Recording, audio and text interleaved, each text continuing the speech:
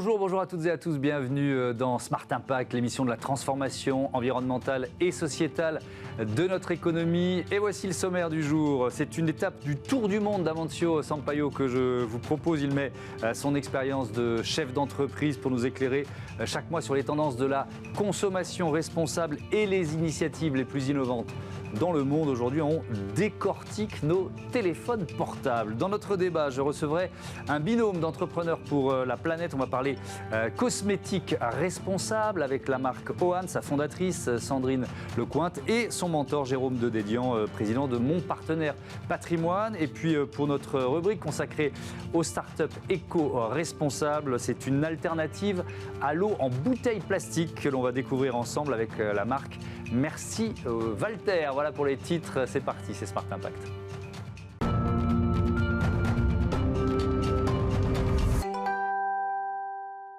Bonjour Amancio Sampaio. Bonjour Thomas. Bienvenue, vous êtes consultant en stratégie d'entreprise, vous avez été longtemps PDG dans le secteur de la consommation et donc vous nous proposez chaque mois un zoom sur un produit, son impact, ses alternatives éco-responsables. On parle de quoi aujourd'hui ? Aujourd'hui, Thomas, je vous propose de traiter un produit qui est omniprésent dans le monde actuel. Il s'agit des smartphones. Ouais. Ils sont partout dans notre quotidien. C'est pour faire notre agenda, pour organiser le travail, le loisir, les paiements. On arrive même encore à faire de la communication avec. Donc, à se téléphoner vraiment, on veut le dire. Voilà.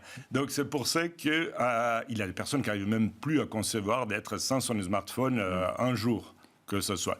Et là, pour les rôles pivots qu'il a dans la vie moderne, il a une adoption à travers le monde assez importante. Alors, on va donner des chiffres. Voilà, c'est environ 4,5 milliards d'utilisateurs autour du monde. Ouais. Donc, c'est là on va voir que ça peut avoir un produit électronique avec une adoption tellement élevée, peut avoir un impact assez significatif aussi sur l'environnement. Évidemment. D'autres chiffres, il s'en vend combien chaque année? Et puis, est-ce qu'on peut faire le bilan carbone finalement de ces smartphones? Oui, par année, il est estimé d'avoir des ventes de nouveaux portables d'environ 1,4 milliard de téléphones et 83% des émissions sont générées dans la première année d'utilisation, avec la production, la logistique, l'emballage et la vente. Cela correspond à 85 kilos d'émissions par portable nouveau que nous mettons dans les marchés. De plus, il faut mentionner aussi que des 16 milliards de portables qui existent dans le monde, l'année dernière, 5,3 milliards de portables ont dû être jetés. À titre de curiosité, si on empile tous ces portables, ça fait une tour de 50 000 km d'auteur. Ok, c'est vertigineux. Voilà, c'est vertigineux. Et malheureusement, seulement 17% des portables sont vraiment recyclés proprement. Cela nous laisse apercevoir la potentielle dimension de l'impact environnemental quand on traite les déchets des smartphones, car... Il y a quoi dedans ? Ils contiennent une série de métaux, de produits chimiques, de plastiques, entre autres, qui peuvent, s'ils sont mal disposés, avoir un impact, une contamination sur l'environnement. Ceci dit...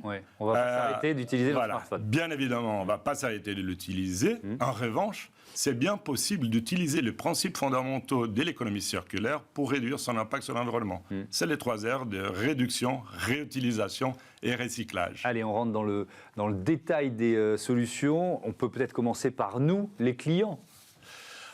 Oui, voilà, exactement. Nous, les clients, il faut déjà les savoir au départ, c'est que les remplacements d'un portable, c'est environ chaque 2-3 ans, pour des raisons, d'un côté, que ce soit technique, une batterie défaillante, un écran cassé, ou bien pour des avancées technologiques, de nouvelles fonctionnalités, un nouveau design. Il a déjà, comme consommateur, il a un effort à faire des conscientisations, de dire, est-ce que par hasard, une nouvelle petite fonctionnalité justifie le remplacement de l'appareil.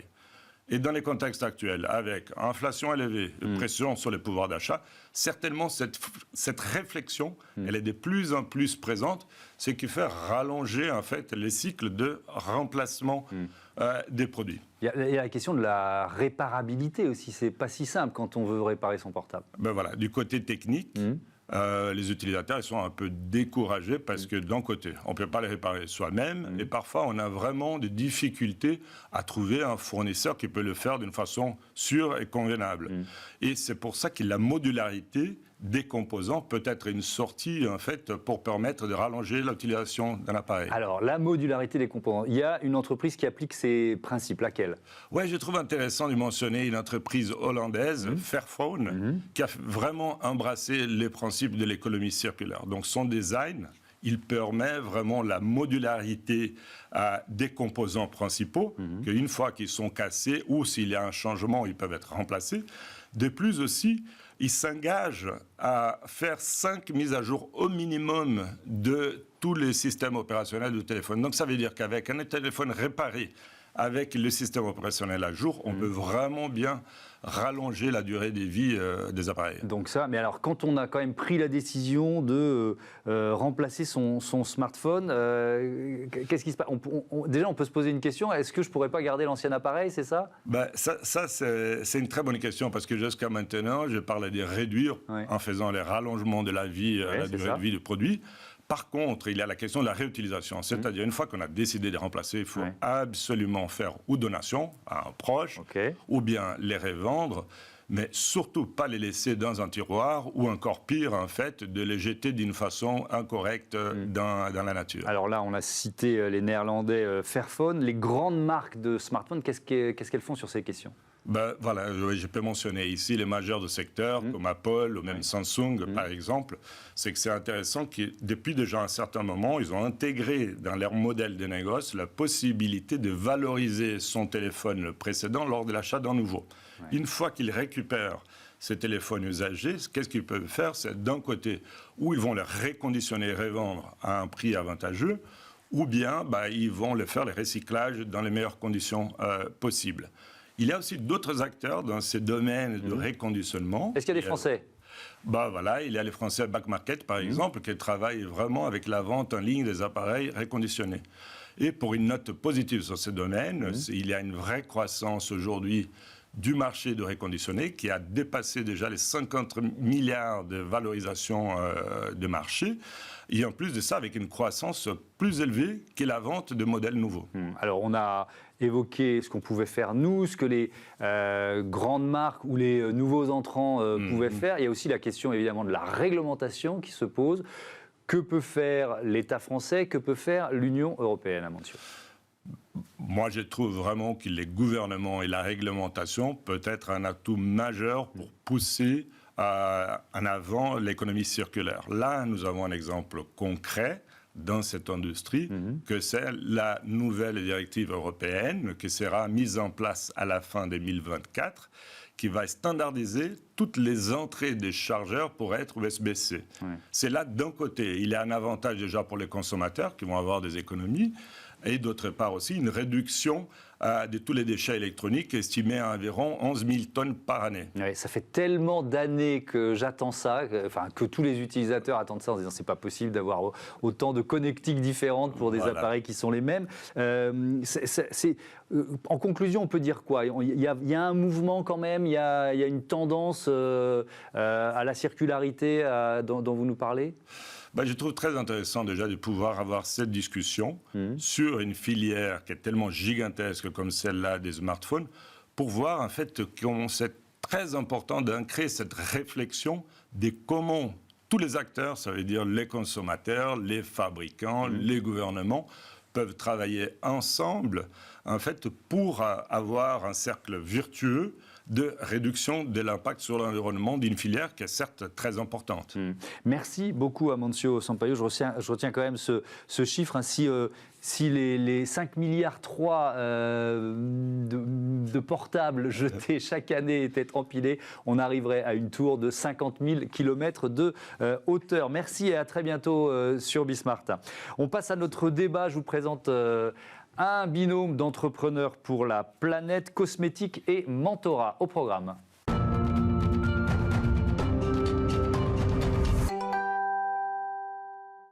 Le débat de Smart Impact en partenariat avec Entrepreneurs pour la planète, le mentorat au service de l'entrepreneuriat responsable. Si vous êtes un fidèle ou une fidèle de l'émission, vous savez qu'on reçoit très régulièrement un binôme, des nouveaux binômes pour voir comment fonctionne ce système de mentorat. Et aujourd'hui, je vous présente Sandrine Lecointe. Bonjour, bienvenue. Eh ben, bonjour à tous. Oui. Merci de me recevoir Vous êtes aujourd'hui. la cofondatrice d'Oan. Et tiens, vous publiez aussi un ouvrage collectif, le guide de l'éco-conception cosmétique aux éditions Erol. En duplex avec nous, Jérôme Dédéian. Bonjour et bienvenue. Vous êtes président de mon partenaire Patrimoine, cofondateur d'Eres Group et mentor, puisque c'est le terme qu'on emploie, d'Oan et Sandrine Lecointe. Présentez-nous votre entreprise pour commencer, Sandrine. Alors déjà, Sandrine Lecointe, je suis déjà entrepreneur depuis plus de 10 ans. Et tout a commencé pour moi en fait en 2013 où je suis tombée, j'aime bien dire que je suis tombée dans un pot de crème parce que du coup j'ai créé une première marque en pensant vouloir tout bien faire. Je suis franco-malgache et du coup j'ai créé cette marque en relation avec Madagascar et je voulais tout bien faire au niveau de l'impact environnemental et réduire tout ça. Donc j'ai fait des produits avec des formulations naturelles, sauf que il n'y avait pas que ça dans un produit cosmétique. Et j'ai un petit peu outrepassé le côté emballage qui était en plastique, donc pas recyclable à l'époque, ça date de 2013-2015. J'avais aussi un fort impact carbone, étant donné que bilan carbone assez important, étant donné que je faisais des allers-retours France-Madagascar, que mes plantes venaient en France pour être transformées, etc. Enfin, je vous passe tout un côté où je pensais bien faire et au final, j'avais tout faux. Ça vous a servi d'expérience Ça m'a servi de leçon. Voilà, on peut dire ça comme ça. Et donc, Oan, venons-en à la marque actuelle. Mais du coup, selon quel principe vous l'avez créée? Tout vient de ça. Donc, j'ai arrêté cette marque, justement, parce que j'avais bien vu que tout n'allait pas. Et au vu de certains chiffres au niveau de l'industrie cosmétique, je voyais bien que tout était un petit peu à toutes les étapes en fait de ce cycle de vie de création d'un produit, qu'il y avait des choses qui ne fonctionnaient pas. Si je prends quelques chiffres un petit peu au niveau de l'industrie du transport pour comparer avec l'industrie de la cosmétique, on est à 4,5% de gaz à effet de serre au niveau mondial et au niveau de l'industrie de la cosmétique, on est à 1,5%. Et donc, ce gap-là, en fait, pour moi, c'était juste énorme. Et je me suis dit, en plus de ça, quand je vois qu'il y a plus de 120 milliards d'emballages qui sont jetés par an, je me suis dit qu'il fallait trouver une solution. Et donc, j'ai lancé Oan. Donc, c'est des cosmétiques sans emballage, c'est ça? C'est un petit peu ça, mais c'est mieux que ça. Parce qu'en gros, vous imaginez aujourd'hui votre emballage cosmétique qui ne devient plus un déchet, mais qui, justement, est bénéfique en fait pour la peau et les cheveux. Donc on a une capsule, alors je vous la montre, c'est pas celle-là, là c'est juste quelque chose qui va y ressembler, c'est une dosette de lessive. Mais ce sera le principe. Mais c'est le principe en fait, vous imaginez en fait un produit cosmétique liquide dont l'emballage se dissout au contact de l'eau. D'accord. Et ça c'est le principe. Allez, je vous redonnerai la parole juste après, parce qu'après, on ne va plus entendre Jérôme Dédéian. Vous êtes également membre du COMEX Île-de-France d'Entrepreneurs pour la Planète. Déjà, tiens, une question, pourquoi vous avez rejoint l'association dans ce principe de mentorat? Qu'est-ce qui vous plaît? Le bonheur est dans le mentorat, Thomas, ça c'est sûr. Le principe, c'est quand on est entrepreneur, investisseur comme moi, qu'on a eu une première partie de carrière où on était monomaniaque d'une seule entreprise, et puis qu'on a eu la chance de pouvoir commencer à élargir un peu le spectre de son activité en travaillant pour d'autres boîtes, en étant investisseur engagé, administrateur, etc. Ça permet de sortir de son secteur de prédilection. Moi, j'ai toujours évolué plutôt dans la finance. Et en fait, ça me ramène à mes premières années de consultant en stratégie où j'étais capable de travailler dans n'importe quel secteur d'activité. Et en fait, le mentorat d'entrepreneurs pour la planète est un moyen que j'ai d'aller au-delà de ce que je cherche à avoir comme impact avec les entreprises dont je m'occupe directement, en aidant des entrepreneurs motivés, et par exemple Sandrine et son associé Pierre-Alexandre, leur énergie est incroyable, et en leur apportant de l'expérience pour leur permettre de maximiser leurs chances de réussite, en fait. C'est ça qui est amusant. Et puis, ça aère de ses propres entreprises. Et donc, on se dit, finalement, ma compétence, elle n'est pas que dans mes boîtes. J'aide aussi d'autres entrepreneurs à réussir et à avoir l'impact qu'ils souhaitent avoir. Et alors, en général, le fonctionnement d'Entrepreneurs pour la Planète, c'est plutôt le mentor qui choisit l'entreprise. Pourquoi vous avez choisi Oan ? Alors, j'ai choisi Oan parce que, l'énergie de Sandrine et de Pierre-Alexandre est inouïe et que quand on les rencontre, c'est difficile de ne pas les trouver sympas. Et donc, on a envie de se donner du mal pour eux. La deuxième chose, c'est que je connaissais rien à la cosmétique. C'est un secteur dans lequel je n'avais jamais travaillé. Mais je suis le premier à dire que l'emballage de mon gel douche ou de mon savon ou de mon shampoing si on peut le supprimer, il y a quand même un impact colossal. Et donc, ça me semblait être un projet tout à fait intéressant.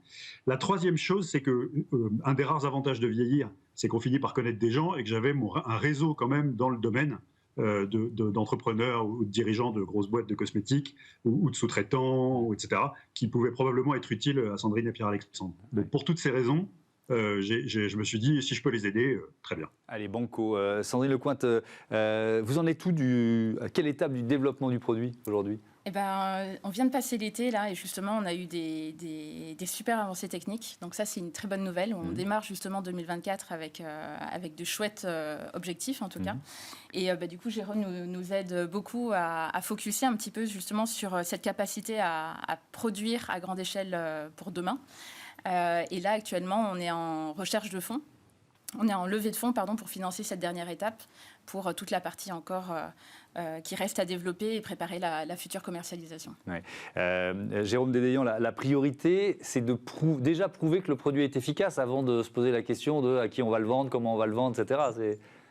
Exactement. Alors, ça m'amuse parce que quand je suis rentré en relation avec Sandrine et Pierre-Alexandre, à la limite, ils avaient déjà une feuille Excel où ils avaient commencé à calculer des prix de vente, décider de réseaux de distribution, etc., alors que leur R&D n'était pas fini.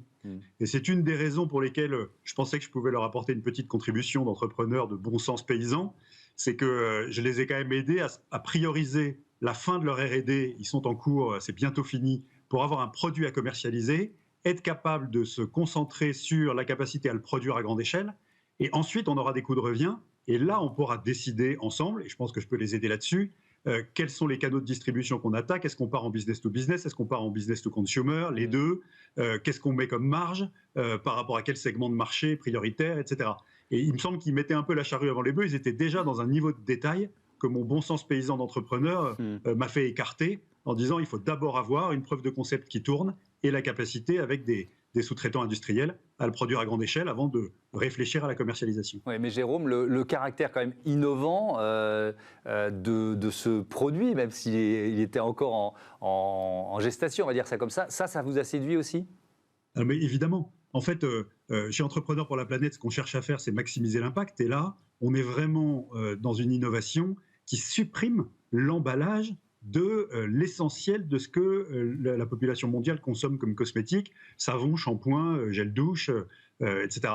Et donc vous imaginez bien que la suppression de ces emballages-là et le fait que vous puissiez mettre l'emballage comme faisant partie du principe actif, avec en plus des effets bénéfiques liés à la formulation, permet d'avoir un impact absolument colossal à partir d'une start-up. Et donc évidemment, si on peut aider cette initiative à prospérer et à devenir un standard mondial, c'est tout à fait enthousiasmant. Ouais. Sandrine Lecointe, alors on a bien compris, ils ne sont pas encore en vente, les produits, vous en êtes encore un peu en recherche et développement, mais ce sera quoi le premier ? Ce sera plutôt un shampoing, plutôt un gel douche, vous avez déjà choisi ? Là, on est sur les deux. On est sur un gel douche et un shampoing pour démarrer une gamme.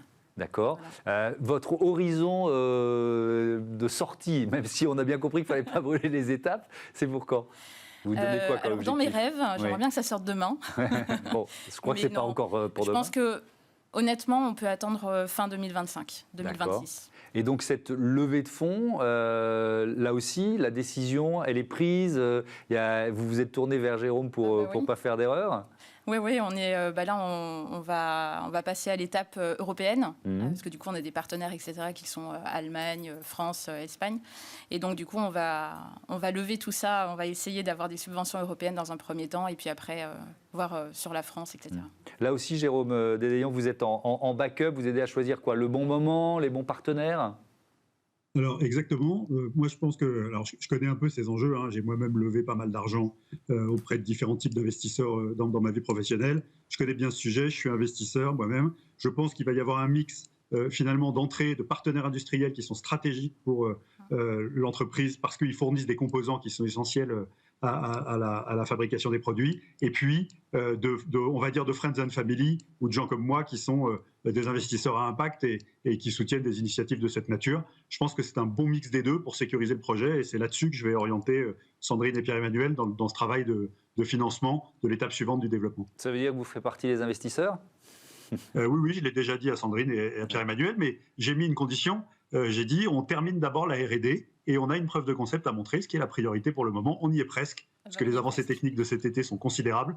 Et donc on aura bientôt la capacité nous-mêmes à tester le produit sous notre douche et à vérifier qu'il se dissout bien complètement, sans rien mettre de nocif dans la nature, et avec le service et la qualité de rendu consommateur qu'on attend. Bon, je veux bien faire partie des cobayes. L'impact environnemental, évidemment, toute la démarche est tournée vers cet impact environnemental avec la suppression des emballages. Vous l'avez un peu modélisé, évalué. Qu'est-ce qu'on peut en dire de ça ? Alors moi j'ai gagné pas mal de concours, notamment en 2020, et en fait c'est un petit peu cette première idée justement qui a émergé, à se dire comment on peut concevoir une cosmétique sans emballage. Donc j'ai participé à un Startup Weekend en plein confinement, et on a gagné au niveau France, puis après on y est arrivé dans les 20 premiers finalistes mondiaux. Et donc là, l'étude de marché, elle était faite. J'avais plus de 16 000 personnes qui avaient répondu un petit peu à cette demande-là. Donc j'ai vu que le besoin était déjà bien présent. Ouais. Jérôme Dédéian, vous l'avez évoqué tout à l'heure en parlant des raisons pour lesquelles vous avez intégré Entrepreneurs pour la planète. Ça marche un peu dans les deux sens. C'est ça qui est intéressant. Là, on a beaucoup focusé sur ce que vous apportez à cette jeune entreprise. Mais qu'est-ce que ça vous apporte à vous ? Ça ouvre les fenêtres d'une certaine façon ? Alors, exactement. C'est un grand bol d'air frais. D'abord parce que ça vous sort de vos secteurs d'activité traditionnels, ceux dans lesquels vous travaillez chaque jour. Et donc, je pense que ça fait de moi, ces opérations de mentorat, je mentore une autre boîte dont on pourra reparler une autre fois, ça fait de moi un meilleur entrepreneur dans mes entreprises. Ça m'oblige à bouger aussi sur les entreprises que je dirige, parce que quand je vois l'implication d'une Sandrine, d'un Pierre-Alexandre dans leur projet, et ben forcément, je me dis, est-ce que toi, t'en fais assez sur l'impact de tes boîtes ? Vous voyez, par exemple, je m'occupe beaucoup, en plus de mon activité financière, où là, on travaille sur l'épargne, on fait très attention à l'impact des placements de nos clients en matière environnementale, et on essaye toujours de faire de l'extra-financier en plus du financier sur l'allocation de leur épargne avec eux. J'ai une autre boîte complètement différente que je suis, avec deux fondatrices qui fabriquent de la confiture artisanale très haut de gamme. Et ben, le fait de rentrer comme mentor chez Entrepreneurs pour la planète m'a fait améliorer tout le plan de travail pour le sourcing de la matière première, donc des fruits qu'on utilise, pour que les circuits soient plus courts, qu'il y ait moins de coûts de transport et d'empreinte carbone du transport, pour qu'on soit en face de producteurs avec des contrats de long terme d'agriculture raisonnée. Voilà. Je crois qu'il y a vraiment une aération réciproque et que le mentoré reçoit au moins autant que ce qu'il donne au mentor. Merci beaucoup, merci à tous les deux. Bon vent à votre entreprise, bon vent à Oan.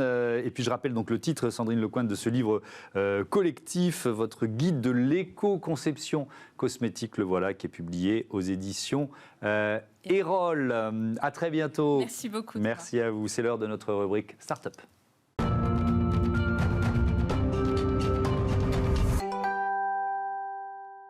Smart Ideas tout de suite avec Antoine Bouchet, bonjour. Bonjour. Bienvenue, vous êtes le cofondateur de Merci Walter, vous l'avez créé il y a 2 ans avec Jean Moueix et David Merle, et avec quelle idée de départ ? C'est quoi le déclic ? Alors le déclic c'était qu'aujourd'hui, quand on regarde par exemple les boissons, on a en gros 21% des emballages produits en France qui concernent les boissons. Ouais. Et finalement, quand on fait un zoom sur ces emballages de boissons, moins de 3% de ces emballages sont des grands formats. Et finalement, le grand format, c'est une super manière de réduire un petit peu l'empreinte packaging liée à la consommation des boissons. Et donc, on s'est dit, OK, faut faire quelque chose, il faut qu'on puisse pousser ça, démocratiser ça. Et donc, c'est naturellement que je me suis en fait associé avec David et Jean, qui sont propriétaires d'une marque d'eau, pour du coup commencer à commercialiser en fait de l'eau minérale en grand format. Voilà. OK. Et donc, le principe, c'est quoi ? Ce sont des cubes d'eau minérale, c'est ça ? Exactement. Tout simplement, c'est la technologie bag-in-box, comme les cubis de vin, alors, à la différence que c'est du plastique et pas d'aluminium. Et donc l'idée, c'est de pousser, de commercialiser en fait votre eau en fait dans ces cubes de 10 litres. Et l'avantage de ces cubes de 10 litres, c'est que vous avez jusqu'à 80-85% de plastique en moins par litre d'eau consommée. En plus de ça, c'est super compact, donc c'est pratique à stocker. Donc, il y a pas mal d'avantages liés à cette consommation. Alors quand on se lance comme ça dans une nouvelle marque, on essaye de cocher toutes les cases. Donc ces cubes, ils sont faits de quelle matière ? À quel point ils sont recyclables ? Qu'est-ce que vous avez choisi de faire là-dessus ? Ils sont 100% recyclables. En fait, c'est très simple. C'est une caisse en carton. Donc, c'est 85% de carton qui est recyclé. Et à l'intérieur, une petite poche plastique qui fait même pas 60 grammes. Donc, qui est du coup représente très peu de plastique par rapport à la quantité d'eau en fait que vous consommez. Vous fabriquez en France? On fabrique tout en France. Ouais. Où ça et comment? Alors, un petit peu partout. On a une partie du packaging qui va être fabriquée vers Épernay. Et puis l'embouteillage sur du coup Bonneval et Rocheclair, donc les 2 marques que l'on distribue, se fait à Bourg-Saint-Maurice. Alors, je continue de cocher les cases. On va Ouais. parler des modes de livraison. Exactement. Quel choix vous avez fait en termes de livraison? Comment ça fonctionne pour... et puis, je viendrai après sur les clients, comment on commande, etc., etc. Donc, déjà, le mode de livraison. Alors, pour le mode de livraison, on avait une problématique, c'est qu'en fait, les livraisons de l'eau en bulk, en fait, en grand format comme ça, c'est très lourd. Donc forcément, c'est très compliqué. Aujourd'hui, peu d'acteurs, ou si ce n'est pas d'acteurs, le font. Donc c'est pour ça qu'on a développé nous-mêmes notre système de livraison, donc avec tout un réseau de livreurs. Donc on organise toutes nos tournées, on livre nos clients. Et l'objectif, c'était de pouvoir maîtriser en fait toute cette chaîne de valeur pour qu'elle soit la plus éthique possible. Donc ça veut dire une rémunération correcte de ces livreurs, les bons outils pour livrer. C'est ce que je dis souvent, on est plus proche en fait d'un livreur d'électroménager que de petits produits, quoi, parce qu'une livraison, ça peut être 40, 50, 60, 100 kilos par du coup particulier. Ouais. Et là, pour l'instant, vous êtes en région parisienne, c'est ça? C'est votre premier secteur de chalandise? Alors, on a commencé par Paris. On livre du coup Paris, sa couronne, Versailles, enfin grosso modo l'Île-de-France. On livre également Lyon, Lille, Nantes et Rouen. Voilà. Avec un système, et là j'en viens aux clients, un système de prix dégressif en fonction de la quantité de produits qu'on va commander, c'est ça? Exactement. L'idée, c'était de vous inciter en fait à vous faire livrer moins souvent, parce que finalement, le bilan carbone de sa consommation de boissons, c'est lié au packaging, mais aussi au transport. Donc, réduisons le nombre de transports, commandons en plus grande quantité, moins souvent. Et donc, pour inciter le consommateur à le faire, nous, on génère un discount jusqu'à 20% en fait, voilà, pour vous aider à nous aider à réduire l'empreinte carbone. Ouais, vous avez des clients uniquement des particuliers, vous avez des entreprises aussi? On a les deux. Alors on avait lancé initialement vraiment avec les particuliers en tête, et puis très rapidement on a été sollicité par des professionnels. Donc aujourd'hui, on travaille essentiellement, beaucoup avec le monde de l'événementiel, par exemple, donc avec quelques grands groupes événementiels, un peu d'hôtellerie, séminaires, un petit peu de production. Voilà, on a pas mal de secteurs qui en fait sont demandeurs de solutions de consommation d'eau, en fait, en grand format, du coup, et assez nomades. Oui, ça devient une fontaine d'une certaine façon. C'est ça. On a vu quelques images. Ça s'utilise comme ça. Exactement. Donc en fait, vous avez un support sur lequel vous pouvez fixer votre cube et le tout devient une fontaine. Voilà. Ouais. C'est de l'eau de source, c'est de l'eau minérale, c'est de l'eau de Paris, c'est quoi le principe? Alors on a les deux, pas d'eau de Paris, on a de l'eau minérale, Bonneval, on a une autre source qui s'appelle Rocheclair. Donc ça sont les marques exactement, c'est des marques partenaires et voilà qu'on distribue, donc avec à chaque fois des typologies différentes, donc une plus minéralisée, une moins minéralisée qui est notamment recommandée pour les nourrissons, donc voilà, pour qu'on ait un petit peu l'eau qu'il vous faut à chaque fois. Merci beaucoup, merci Antoine Bouchet et donc merci Walter. Voilà, c'est la fin de ce numéro de Smart Impact. Merci évidemment aussi à toutes les équipes de Bismart et merci à vous de votre fidélité à la chaîne des audacieuses et des audacieux. Je vous dis à demain.